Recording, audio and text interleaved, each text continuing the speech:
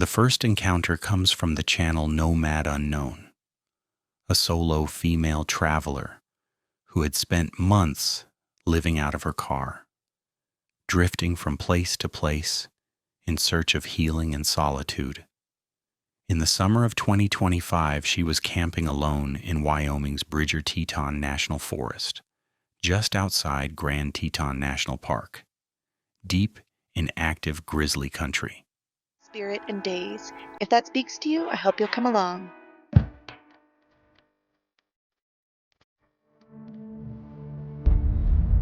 This'll do. Just fine.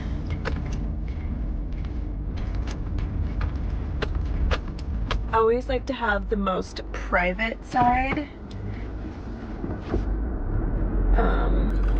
where I'm backed into, because it's where I spend more time, you know. That evening felt ordinary.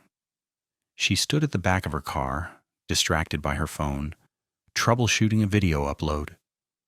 No food was out. No warning sounds filled the air. Then from the corner of her eye, something moved. A full-grown grizzly bear was walking directly toward her. Like, what the heck I'm gonna do with, like, am I gonna get in the car? Am I gonna try to reach over for the bear spray? I don't have my bear spray on me. It's on the other side of my car.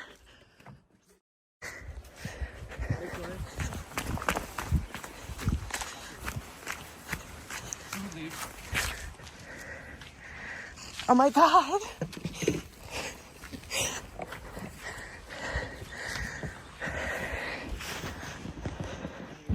Bear! Bear in camp!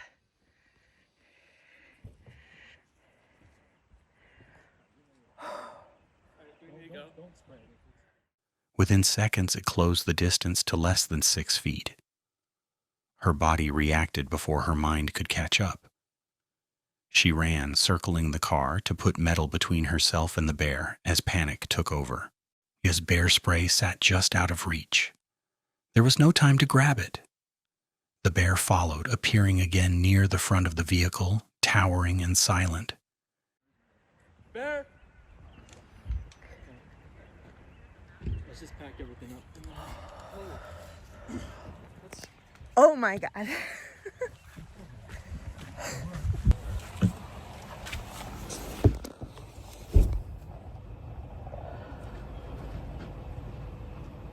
Oh my God. I'm shaking. She screamed warnings to nearby campers as the bear finally veered away into the meadow. Shaking and overwhelmed, she packed up and left the area soon after. I feel like this bear was trying to attack me. No, but I also didn't feel like it was just like totally cool with me. And so I wanted to run, and I did start like moving kind of quickly. And then I had to catch myself to slow down, because I was like, you are giving chase right now. Like, stop, slow down, and turn around. So I did. So the video's a little bit all over the place, but at that point Even experienced campers agree. A grizzly that close, without warning, is a mistake you rarely survive twice. Smart of you to warn the other campers about the bear. Yelling obviously spooked the bear as well. In 2023, solo motorcyclist and creator behind Her Two Wheels rode deep into a remote, first-come, first-served campground with no cell service, no facilities, and no nearby help. The ride in was peaceful, winding gravel roads, towering trees, and a campsite she'd spent years trying to claim. This used to be all a gravel downhill grade. Okay, it turns to gravel up here. Dude, that is really nice. That is really, really nice. This ain't bad. It's always awful when they just lay down fresh gravel through here, and it's so deep in the whole bike. She set up alone and unpacked her gear, cooked dinner by the fire, and relaxed as the sun dropped low over the water. Everything felt perfect, almost too perfect. Has 0 facilities, 0 cell service, electricity, water, wood, everything. So I had to bring everything I'm working with today on this little motorcycle. So that's firewood, that's water, that's all of my cooking utensils, my change of clothes, and all of my camping gear and my filming gear. First thing on the list, I'm using my brand new Revival Cycles dry bag. This is a completely waterproof motorcycle dry bag. Then her body turned on her. Without warning, a crushing migraine hit. Nausea followed. Dizziness, confusion. She tried to shake it off, telling herself food and rest would help. But the feeling only worsened. With no signal and no one to call, she realized how vulnerable she truly was. Bike. Well, one thing I wasn't really looking forward to tonight that kind of caught me off guard is starting to get a migraine. So I think I'm actually gonna turn in kind of early tonight, and hopefully this headache goes away. That's no fun. It's such a beautiful evening. Why do I gotta have a headache? Well, here's something I have never done before. I am actually not even gonna camp tonight. I don't know what's going on. Out of the blue, I developed an insane migraine. I'm incredibly nauseous, and I was feeling that way before eating tonight. As darkness crept in, she made a decision she'd never made before. Abandon camp. While packing up, she spotted movement near the trees, a massive bobcat prowling the area, watching from the shadows. Weak, disoriented, and alone, she mounted her bike and began the long ride home on twisting country roads, partially blinded by a malfunctioning display. And what's even more nerve-wracking is there is a bobcat running around here right now. That I've never seen that before. Check this out. I cannot believe that. Look at how freaking big that thing is. That's scary. Well, have fun on your adventure. I really like your bike, man. It looks great. Thank you. I really did not want to do this.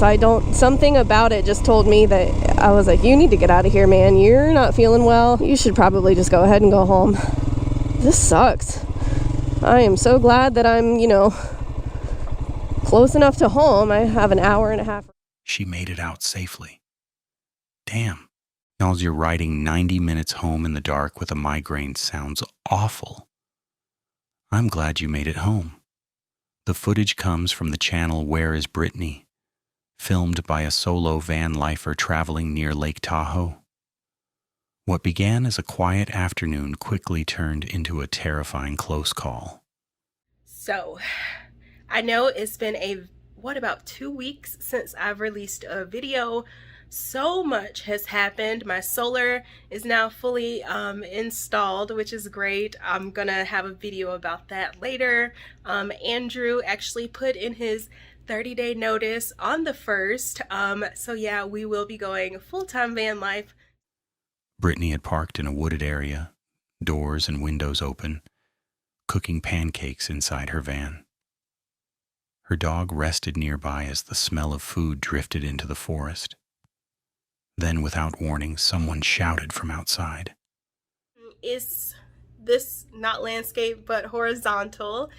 And I was filming or going live on Instagram during the whole encounter. So what you'll see is literally what took place less than 2 hours ago. A bear. Brittany packed up and left immediately. She didn't wait to see if the mother would return. Types of military exercises.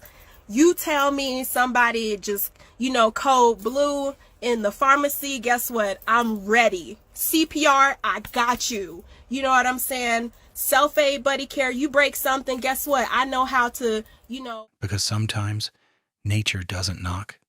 It just walks right in. Paws have spray always, and Mama Bear is closer than you think. Get Bear Spray. It works. 2021. On a remote Forest Service road, solo van lifer from the channel Rootless Wanderer drove deep into logged wilderness, documenting the scars left behind by heavy machinery and the uneasy silence that follows it.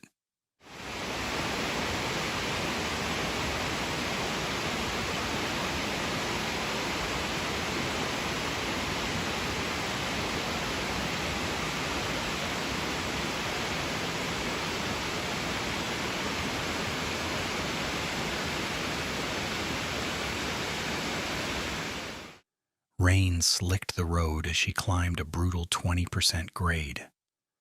A single-lane track carved into rock with no shoulder, no room for error.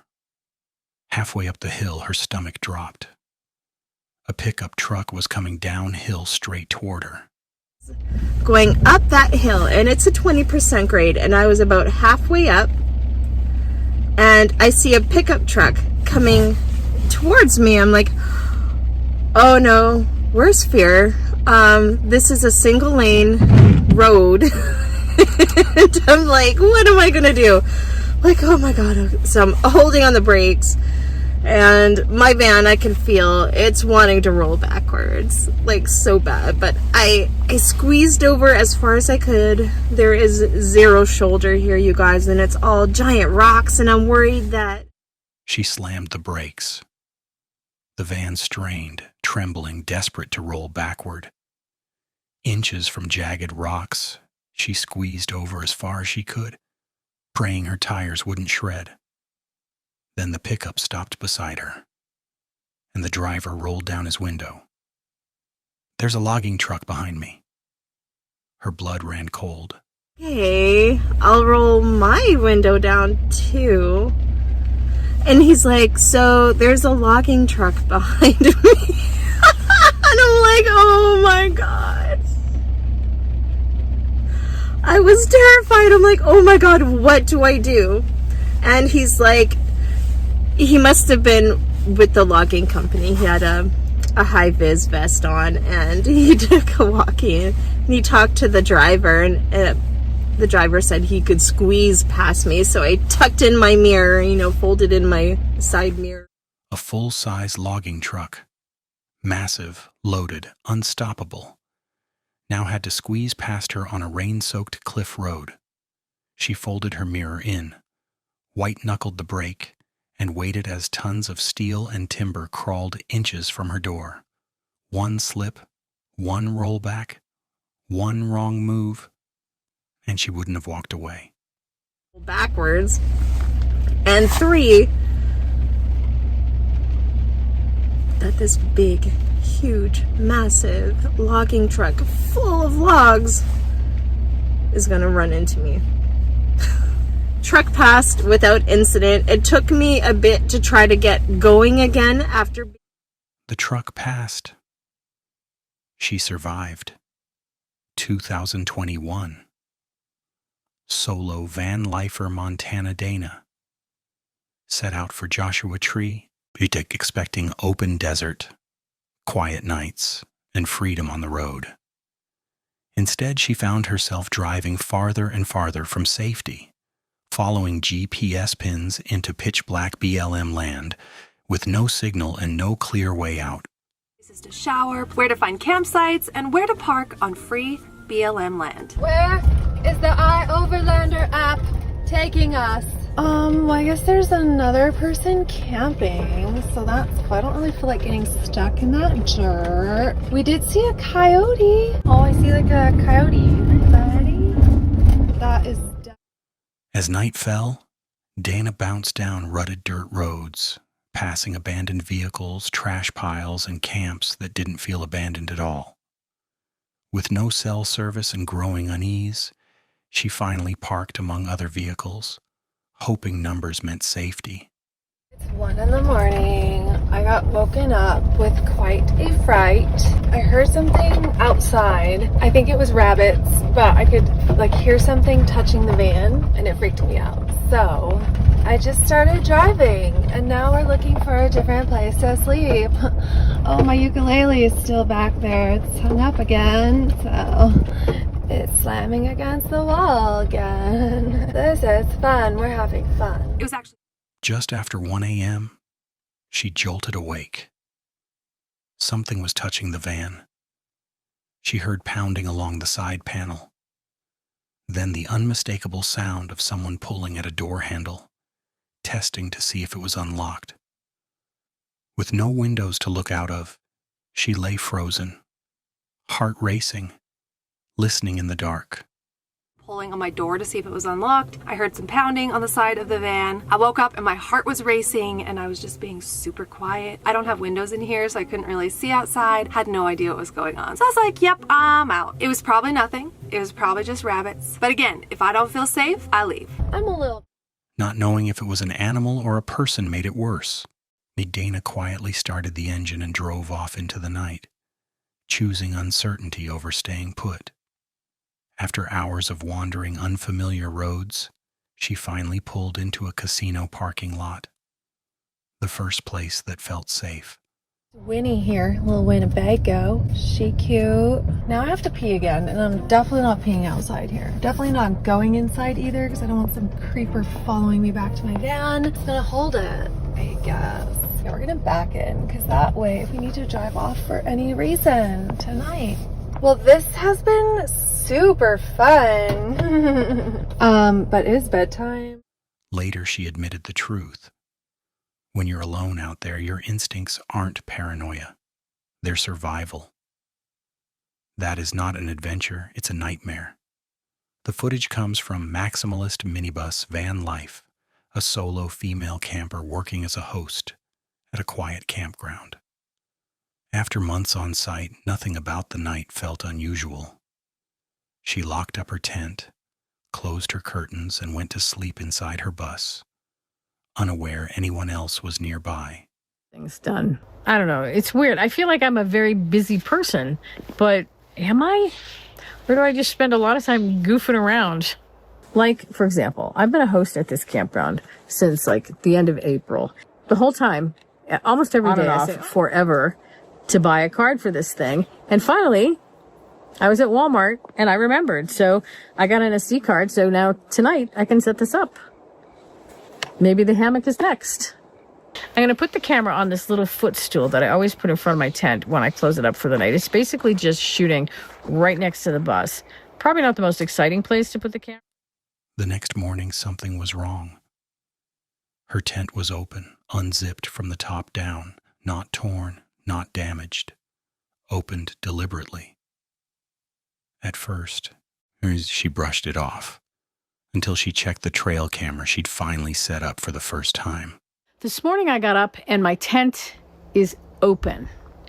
And I mean, I know squirrels are always trying to get in there, but squirrels didn't do this. Squirrels can't operate a zipper. I haven't seen any here with opposable thumbs. And I always zip it shut from the top down to the bottom. But see, there's two zippers. And so it's open the other way. One zipper stays at the top after I zip it, and somebody unzipped it from the top down to the bottom. So right now it's like it's open like a flap, right? So it's open, it's zipped at the bottom. And when I first saw it, I thought, well, that's weird. But honestly, I didn't think that much about it because I don't know, maybe I did it that way. I don't think I did. I never have before. The footage showed a pickup truck passing late at night. Moments later, a man appeared from the darkness. He circled the campsite, examined her belongings, and shined a flashlight directly through the tent mesh. Then he moved the camera itself, unzipped the tent, and climbed inside. See, you should see these headlights. So it looks like the car's coming from around, like maybe either somebody drove in and they're turning around right now, or I don't know. I don't think it's a camper, but so the headlights come this way, and then it's a pickup truck that goes by. I don't recognize it. It could belong to a camper, could belong to somebody in the cabins up the road, but I know most of those cars. It's not a vehicle I recognize. Let's start with that. But right after it goes by, keep your eye on this over here. Okay, there he is. You see him? He's got glasses on that are shining. He's got on a baseball cap. It looks like he might have a goatee. And here he comes. He walks across. See, he's got a trash bag, it looks like. And I thought at first he had a backpack on, but you'll see in a minute it's not a backpack. So he walks by. And then it missed the first part of him, but then he comes back with a... For several minutes, he rifled through her personal space, while she slept just feet away, unaware. He didn't steal valuables, only hygiene supplies. Things someone desperate would need. That detail didn't make it comforting. shining the flashlight in through the mesh of the tent, trying to see what's inside the tent. And you can see like his pants are all kind of frayed and everything, but he leaves again. He walks by and he's going like probably over to the golf cart to see what's in the golf cart, because the golf cart's parked in front of the bus. And then he goes around. I think he must probably go around the bus and come back again, because give it a second. He's going to. Because it meant he wasn't there for profit. He was there because he felt safe enough to be. Yikes, that is super creepy / scary stuff, sis. Glad nothing worse happened.